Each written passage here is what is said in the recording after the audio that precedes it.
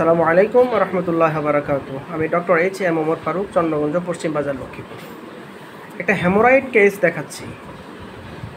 Patient, his name is MD Omar Farooq. He is about 54 years old. He has developed hemorrhoid since 7 years, and he has developed constipated. What can I do for this patient now? বন্ধুরা, আমার সামনে একজন patient বসে আছে। আমি কিন্তু প্রতিদিন আমার ইউটিউব চ্যানেলে এই ধরনের কেসগুলো দেখিয়ে যাচ্ছি, আর সাধারণ জনগণ ফল পাচ্ছে। কেউ দেখে চিকিৎসা নিচ্ছে, যোগাযোগ করছে এবং ভিডিও স্টেটমেন্ট রিভিউ যেটা সেটা দিচ্ছে। আমার চ্যানেলে শত শত ভিডিও আপলোড আছে, সাকসেসফুল ভিডিও আপলোড আছে, কেস টেকিং ভিডিও আপলোড আছে, এবং শত শত জুনিয়র হোমিও ডক্টররা সেগুলো দেখে তারা জ্ঞান অর্জন করছে এবং তাদের চেম্বারে তারা চিকিৎসা দিয়ে যাচ্ছে। আর রীতিমতো জুনিয়ররা আমাদের সাথে যোগাযোগ মেনটেন করে যাচ্ছে। একটি হেমোরয়েড কেস আপনাকে যদি ভালো করতে হয়, আপনি যদি রেপার্টরি হেমোরয়েড অধ্যায়ে যান, রেকটামে যান, রেকটাম অধ্যায়ে হেমোরয়েড রুব্রিকে যান, 130-এর উপরে বেশি ওষুধ আপনি দেখবেন। কিন্তু একটা পেশেন্টকে আপনি 130টা ওষুধ দিতে পারবেন? পারবেন না। আপনার যদি সে জ্ঞান থাকে, ইভ্যালুয়েশন জ্ঞান, ফিল্টারিং জ্ঞান, রিচার্জ জ্ঞান যদি না থাকে, কোনো দিনও আপনি একজন ক্রিটিক্যাল কেসের পেশেন্টকে আপনি কখনো ওষুধ দিতে পারবেন না। আর দিলেও সেটা অন্ধকারে হাত বোলানোর মতো হয়ে যাবে, অর্থাৎ অন্ধকারে ঢিল ছোড়ার মতো হয়ে যাবে। বুঝে শুনে জ্ঞান খরচ করে পরিষ্কারভাবে আপনি কোনো রোগীকে ওষুধ দিতে পারবেন না। সো বন্ধুরা, আমি কিন্তু ওই ধরনের অন্ধের মতো কাজ করিনি। বুঝে শুনে প্রায় ঘন্টাখানিক ধরে কেসটি রেকর্ড করেছি, অ্যানালাইসিস করেছি, ফিল্টারিং করেছি, স্যার যে শিখিয়েছে ইভ্যালুয়েশন করা সেটা করেছি, সেন্সেশন দেখেছি এবং কনকমিটেন্টটা কালেকশন করেছি, লোকেশনটা বুঝেছি, মডালিটিস বুঝেছি, কজেশনটা জেনেছি। এগুলোর ভিত্তিতে ওষুধ সিলেকশন হয়। এটা আপনারা খুব ভালো করে জানেন। আমাদের পেশেন্ট ওমর ফারুক, তাকে আমরা ওষুধ দেব। কী দেব? দেখুন, আমি ঠিক যেভাবে ক্লাসিক্যাল হোমিওপ্যাথি করি সেটা আপনাদেরকে দেখাচ্ছি। পলিফার্মেসি, 5-10টা ওষুধ দেওয়া, প্যাটেন্ট দেওয়া, টনিক দেওয়া, ক্রিম দেওয়া, ট্যাবলেট দেওয়া, ভিটামিন দেওয়া, ওই যে নানান ধরনের কেমিক্যাল দেওয়া, ওগুলো আমার কাছে নেই। এবং আমার স্যার এটা আমাদেরকে শিখায়ও না।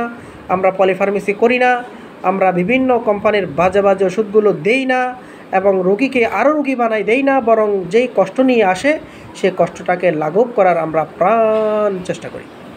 আসুন, পেশেন্ট হেমোরয়েড অ্যান্ড কনস্টিপেটেড, ঔষধ দেখুন ফসফরাস। অনেকগুলো সিমটম এখানে লেখা। আমি সবগুলো সিমটম বলতে গেলে ভিডিওটা অনেক লম্বা হয়ে যাবে। জাস্ট আপনারা দেখুন, খেয়াল করুন। নেট্রামিওর অনেকগুলো সিমটম। নাক্সবোমের 2-একটা সিমটম পেয়েছি, ওটা আমি এখানে লিখি নাই, ওর প্রয়োজন মনে করি নাই। গ্রাফাইটিসের 3টার সিমটম পেয়েছি, জাস্ট লিখেছি। লাইকোপোডিয়াম এমনি মুখে অ্যানালাইসিস করছি, লিখি নাই। সালফার মুখে অ্যানালাইসিস করেছি, লিখি নাই। এত লিখতে গেলে আমার এখানে জায়গা হবে না। তাই আমি যেই মেইন মেডিসিন দুটো, একটা হলো ফসফরাস আর একটা হলো নেট্রামিওর। কারণ এর আগেও আমার 1 সপ্তাহখানিক আগে আমার আপন ফুফাতো ভাই, ধরেন পার্শ্ববর্তী ভাই, ওনার নাম কবির, আমার বাড়ির ভাই, কঠিন এই রোগে ভুগতেছিল। প্রায় ঘন্টাখানিক ধরে তাকে চিকিৎসা করেছি, তাকে লাইকোপোডিয়াম দিয়েছি। 1 সপ্তাহের ওষুধ শেষ হলো। কালকে রাত্রে তিনি ফোন দিয়ে বললেন, ফারুক আলহামদুলিল্লাহ, আমার জ্বালা পোড়া ব্যথা বেদনা এখন কিছুই নেই। কিন্তু ওষুধ ছিল 1 মাসের। মাত্র 6 দিন ওষুধ খেয়ে তিনি ফোন দিয়ে জানালেন তার ব্যথা বেদনা কিছু নাই, উনি এখন ঢাকায় আছে। সো বন্ধুরা, আমার পেশেন্ট ওমর ফারুক বহু দূর থেকে এসেছে। কোথেকে এসেছেন ভাই বলেন তো? কেন্দ্রবাগ থেকে, অনেক দূর থেকে, বাংলা বাজারের থেকে আরও মেলা পূর্বে সেখান থেকে এসেছে। সেটা হলো যে আমার একটা ফলো আপ কেসের একটা জোন, সেখানে আমার আরও কয়েকটা এরকম হেমোরয়েড কেস সুস্থ হয়েছে। সে সোর্স থেকে আমাদের এই ভাই এসছে। দিনমামা, তুমি কি আসবা ক্যামেরা? তো এই যে পেশেন্ট বড় আশা করে এসেছে, বড় গভীর আশা করে এসেছে।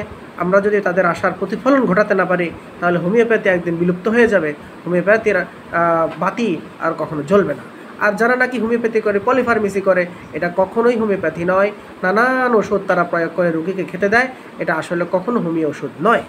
তো সুতরাং বন্ধুরা, আমি ওনার জন্য চয়েস করেছি হলো এই মুহূর্তে ফার্স্ট প্রেসক্রিপশনে I do like to prescribe for this patient phosphorus, because he desires cold drinks and cold water, and he desires salt or craving salt, fear of thunderstorm and restlessness to the infinity, his movement always restlessness to the infinity, irritable mentality and catches cold very easily. So বন্ধুরা, আরও একটা লক্ষণ আমি পেয়েছি, weeping disposition,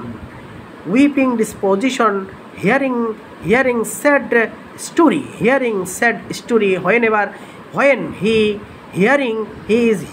he hears sad history or story, then he cries, weeps easily like a baby. So বন্ধুরা, আরেকটা symptom ওনার কাছে পেয়েছি, ওয়েট লস। ওনার গত কত বছর আগে 70 কেজি ছিল? কত বছর আগে 70? হ্যাঁ, 5-7 বছর আগে ওনার 70 কেজি ওজন ছিল, but now he is almost 57 kilogram. এটা হলো একটা ফসফরাসের একটা ভালো লক্ষণ, যে ওয়েট লস হয়ে যাওয়া এবং অ্যাম্বিশন লস হওয়া, যে আপনি একটা বড় আকাঙ্ক্ষা ছিল, বিজনেসে অনেক পাস করবেন, অনেক এটা করবেন সেটা করবেন, কিন্তু সেগুলো হয়নি। এটাও কিন্তু এক ধরনের মোটিফিকেশন অ্যান্ড অ্যাম্বিশন লস। এবং হোয়াইট কোটের জিভটা একটু দেখেন, জিভের মাঝখানে একটু হোয়াইট কোটেড, এটাও কিন্তু ফসফরাস একটা দারুণ লক্ষণ। সো বন্ধুরা, নেট্রামিওরের বেশ কিছু লক্ষণ আছে, যেমন সল্ট ফেভার করে, বিটার ফেভার করে, stool hard, consolation aggravation, weeping disposition, leave alone, weight loss, lumbar pain, দীর্ঘদিন থেকে ওনার লাম্বার পেইন আছে। তাহলে দেখা যাবে হয়তো আমার প্রথম প্রেসক্রিপশনে ব্যথা, যন্ত্রণা, জ্বালা এগুলো সব আউট হয়ে যাবে। তারপরে হয়তো সেকেন্ড প্রেসক্রিপশন অথবা থার্ড প্রেসক্রিপশন নেট্রামিওর লাগতে পারে, যেহেতু নেট্রামিওরের একটা চূড়ান্ত কিছু লক্ষণ আছে। তাহলে 2টা মেডিসিন তার লাইফটাকে সাধারণ লাইফে নিয়ে আসবে ইনশাল্লাহ, সেটা আমি 100 ভাগ আশা করি। তো বন্ধুরা, আজকে আমি ভিডিও কেসটাই দেখালাম, ফলো আপ কেস 1 মাস পর আমার রোগী আমার ওষুধটা সেবন করার পরে আপনাদেরকে আমি কিউড কেস দেখাবো। This is challenging for me. আমি আসলে চ্যালেঞ্জ ওভাবে নিতে চাই না, কারণ চ্যালেঞ্জ নেওয়া কোনো অবস্থাতেই ইসলামী শরিয়া মোতাবেক ঠিক নয়। যদিও বা আমার স্যার, যিনি হিন্দু ধর্মের লোক, উনি হয়তো এই জিনিসটা বুঝবে না, আকিদা বিষয়টা বুঝবে না, কিন্তু আমরা তো বুঝি। সেই হিসাবে চ্যালেঞ্জ নয়, বাট আশাবাদী। একমাত্র চ্যালেঞ্জ নিতে পারে মহান আল্লাহ, আমরা সেটা নিতে পারি না।